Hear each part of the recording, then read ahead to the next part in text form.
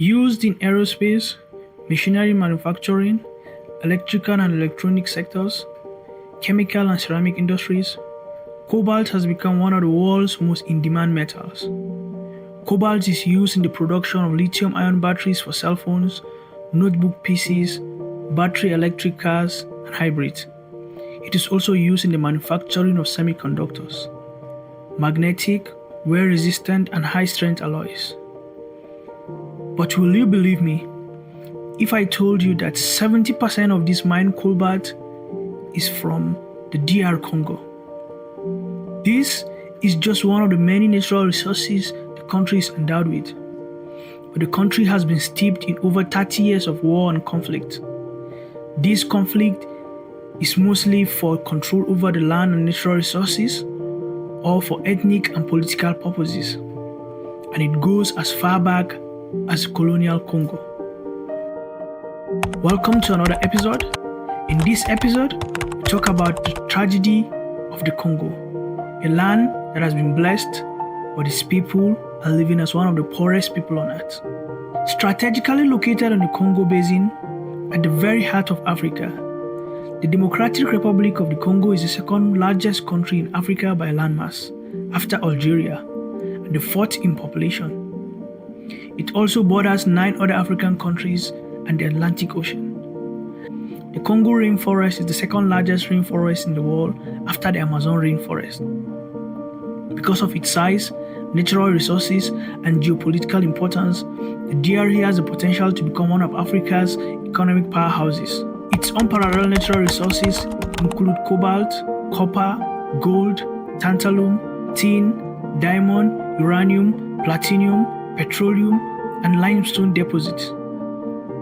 The country possesses some of the largest mineral reserves in the whole world. However, its 112 million people would probably have been better off without all of these resources, because they have become like a cost to them, as it has attracted local and international interest. Everyone wants a piece of that cake, often at the expense of the local population. Violent conflicts, corruption, weak institutions, and a lack of human capacity and basic infrastructure have impeded the country's development. It ranked 179th out of 199 countries in the Human Development Index in 2021, and it is classified as a least developed country by the UN. What this means is that it suffers from economic vulnerability, massive poverty, and high rates of malnutrition, poor health, and illiteracy. Congolese citizens are among the poorest people on earth, with one of the lowest nominal GDP per capita in the whole world.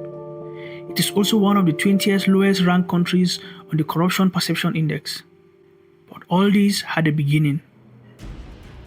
Belgium began colonizing the area known today as the DRC when King Leopold II of Belgium acquired the right to the Congo territory from the colonial nations of Europe in 1885. He declared the land his private property, naming it the Congo Free State. The name Congo Free State is an irony, but the Congo will never be free under this king. His colonial military forced the local population to produce rubber from 1885 to 1908. They committed widespread murder, torture, and other atrocities in the rubber plantations, including cutting off Congolese laborers' hands when they failed to meet quotas. This led to international and Belgian outrage, and the Belgian government forced Leopold to cede the territory, which then became the Belgian Congo in 1908. Following massive unrest and big campaigns for independence, Belgium granted Congo independence on the 30th of June 1960. Patrice Lumumba was a leading figure in the growing nationalist movement, and he became the country's first prime minister. Joseph Kasavubu became its first president. The new country was officially known as the Republic of Congo, and when the neighboring French colony of Middle Congo also chose the name Republic of Congo upon achieving its independence, the two countries were commonly referred to as Congo Leopoldville and Congo Brazzaville, after their capital cities. Shortly into independence, the new government was confronted by a series of secessionist movements, where the regional governments of Katanga and South Kasai attempted to gain independence with Belgian support. This came to be known as the Congo Crisis. Patrice Lumumba sought assistance from the UN to suppress the secessions, but his requests were denied. He then turned to the Soviet Union, who accepted and sent military supplies and advisors. With their aid, the Congolese military was sent to South Kasai to suppress the secessionists. The following month, President Kasavubu publicly criticized Patrice Lumumba for the massacre by the military forces in South Kasai and for involving the Soviets. He sacked Lumumba from office. Lumumba declared that Kasavubu had no constitutional power to take such action. This caused a crisis between the two leaders. You see, this was during the Cold War, a time where there were the communists on one side led by the Soviet Union and the capitalists on the other side led by the United States. The United States and Belgium supported the coup of September 14 led by Colonel Joseph Mobutu that removed Lumumba from office. On 17 January of the following year, Lumumba was handed over to the Katangan authorities and executed by the Belgian-led Katangan troops. An investigation by Belgium's parliament in 2001 found that Belgium was morally responsible for the murder of Patrice Lumumba, and the country has since officially apologized for its role in his death. The secessionist movement were finally defeated by the Congolese government in 1965, which brought an end to the Congo crisis. Mobutu led another coup and deposed President Joseph Kasavubu, completely seizing power in the country. The country's name had been changed in a constitutional referendum the year before to the Democratic Republic of the Congo. In 1971, Mobutu renamed the country again, this time to the Republic of Zaire. This was just the beginning. For the next 32 years, the Congo was Mobutu's playground. He ruled it like a second-century emperor that was accountable to no one. Sadly, the people of Congo suffered for it. Despite the repression his regime meted on the citizens of Congo, Mobutu successfully ruled the DRC for over 3 decades with the support of the United States, because he staunchly opposed communism. With the dissolution of the Soviet Union in the late 90s, there was no longer a need for the US to continue its support of the administration. They assisted the rebellion that overthrew his regime. There is a big lesson here that many African leaders have not learned. What is the lesson? Foreigners will use you to pursue their interests, and when they've achieved it, they will dump you. The only safe bet is to pursue the best interest of your people. By 1996, unrest had begun in the eastern DRC, an offshoot of the Rwandan civil war and genocide.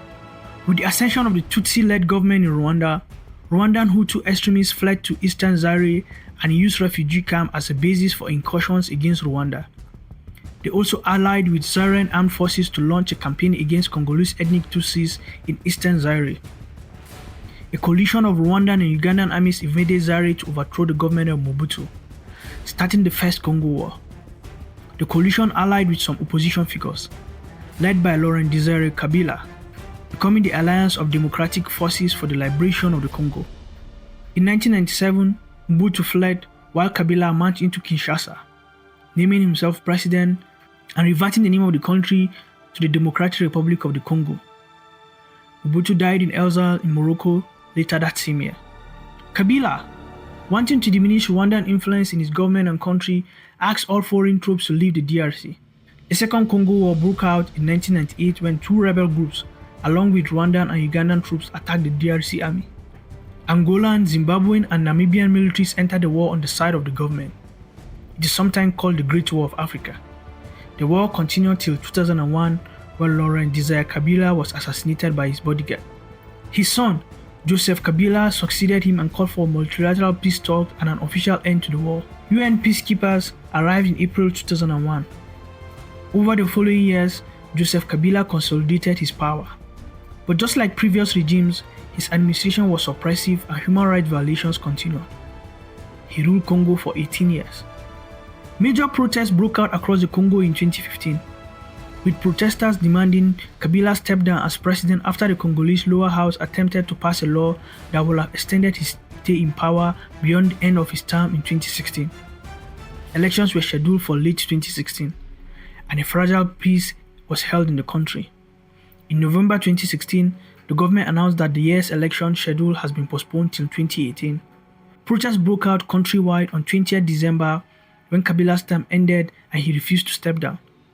In 2017, Human Rights Watch said Kabila used a rebel group to brutally put down the protests. Dozens of protesters were killed and hundreds were arrested. The repression and human rights violation of Kabila's regime and inability of his government and the United Nations peacekeeping force, which is the largest in any country in the world, to provide security in most parts of the country led to the emergence of up to 120 armed groups by 2018. These armed groups are often accused of being proxies or being supported by regional government or foreign powers interested in Eastern Congo's vast mineral wealth. The general election was finally held on 30th December 2018, and on 10th January 2019, the Electoral Commission announced opposition candidate Felix Tshisekedi as the winner of the presidential vote. He was sworn in as president on 24th January. However, there was widespread suspicion of irregularities in the election with possibility that a different candidate won but was rigged out. Presidential election held in December 2023 and President Felix Tshisekedi was re-elected for a second term. 9 opposition candidates signed a declaration rejecting the election and called for a rerun. There has been resurgence of rebel groups in recent years, with most of them after the mineral resources in the country for local and international interests. There were also ethnic and cultural rivalries at play, as well as religious and political motives. The war in Congo has been described as the bloodiest war since World War II, with about 6 million deaths, over 7 million internally displaced, and 2 million children at the risk of starvation. There has been widespread killing of civilians, of destruction of property, sexual violence, and other atrocities, especially in the eastern region of the country. The government of the Congo has always accused its neighbors, particularly Rwanda, of arming rebel groups and using them as proxies to gain control of the resource-rich eastern region of the country. An accused Rwanda denies and makes its counter-accusation of the DRC harboring Hutu militias who make incursions into Rwanda. The UN said it has substantial evidence that Rwanda actively supports rebel groups in the DRC, especially the M23, one of the most powerful and brutal rebels in the country. The people of the DRC have suffered immensely since independence. While their country is abundantly blessed with natural resources, they remain poor. The tragedy of the DRC is the tragedy of Africa, for indeed many African countries are similar to this. The question is there hope for the DRC? Can this country become better? Well, that is the question that my generation must answer. And I leave you with the words of Frantz Fanon. Each generation must, out of relative obscurity, discover its mission, fulfill it, or betray it. I pray that we will find our mission and that we will fulfill it. Today, as Africans, our mission is to create a continent where we can be proud of. A continent where we have eliminated poverty, a continent where everyone can live in peace and can enjoy and maximize their talent. Thank you for watching this episode. If you enjoyed this episode, kindly share, subscribe, and give this video a thumbs up. Till I see you again, bye bye.